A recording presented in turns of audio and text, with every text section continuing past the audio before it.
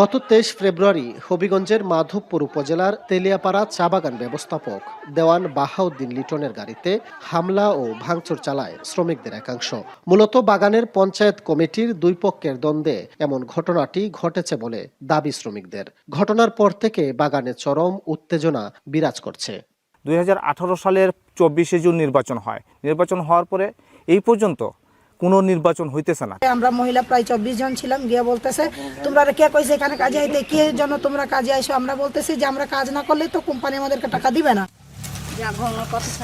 চা শ্রমিক সংগঠনের কাঠামো মূলত পঞ্চায়েত, ভেলি এবং শ্রমিক ইউনিয়ন এই 3 ধাপে বিভক্ত। শ্রমিকদের ভোটে 3 বছরের জন্য নির্বাচিত হয় কমিটি। সবশেষ নির্বাচন অনুষ্ঠিত হয় 2018 সালে। দীর্ঘদিন ধরে মেয়াদ উত্তীর্ণ কমিটি দিয়ে সংগঠনগুলোর কার্যক্রম চলায় শ্রমিকদের মধ্যে তৈরি হয়েছে অসন্তোষ ও অস্থিরতা। নির্বাচনটা সময় মতো হয়ে যেত, তাইলে এই যে গ্রুপিং করার কোনো চান্স ছিল না। বড় সমস্যা হচ্ছে ভাইয়ে ভাইয়ে একটা গ্রুপিং হচ্ছে, ভুল বুঝাবুঝি হচ্ছে, এবং এটার দ্বারা আপনারা দেখবেন বিভিন্ন বাগানে একটা দাঙ্গা হাঙ্গামা শুরু হয়ে পরে অ্যাডহক কমিটিও গঠন করা হয়েছে। এই নির্বাচন না হওয়ার জন্য কিন্তু মালিক পক্ষদের সাথে যারা বর্তমান কমিটি আছে, এখনো আছে, তাদের আসলে মেয়াদ নেই, মেয়াদ উত্তীর্ণ, তবুও তারা যে আছে তারা হচ্ছে মানে ওইরকমভাবে আলোচনা বসতে পারছে না, এবং আমাদের যে দাবি দাবা আছে এগুলো বিষয় নিয়েও তারা আসলে আলোচনা করতে পারছে না।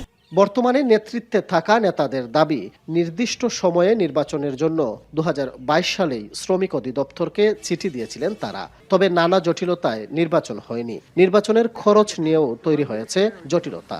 এই নির্বাচনটা না হওয়ার পরে প্রত্যেকটা চা বাগানের সমস্যা ঘটতেছে। একটা নির্বাচিত কমিটি থাকলে এটার যে ভ্যালু থাকে, কিন্তু এখন মেয়াদ উত্তীর্ণের পরে যে তারা আছে এই ভ্যালুটা নাই। কিন্তু প্রত্যেকটা চা বাগানে প্রতিপক্ষ যারা আছে তারা কিন্তু ডিস্টার্ব হচ্ছে।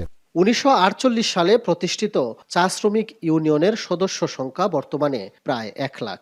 শ্রমিকদের দাবি, দ্রুত নির্বাচনের মাধ্যমে সাংগঠনিক সংকট নিরসন এবং বাগানে শান্তিপূর্ণ পরিবেশ ফিরিয়ে আনা হোক। কাজল সরকার, এখন হবিগঞ্জ।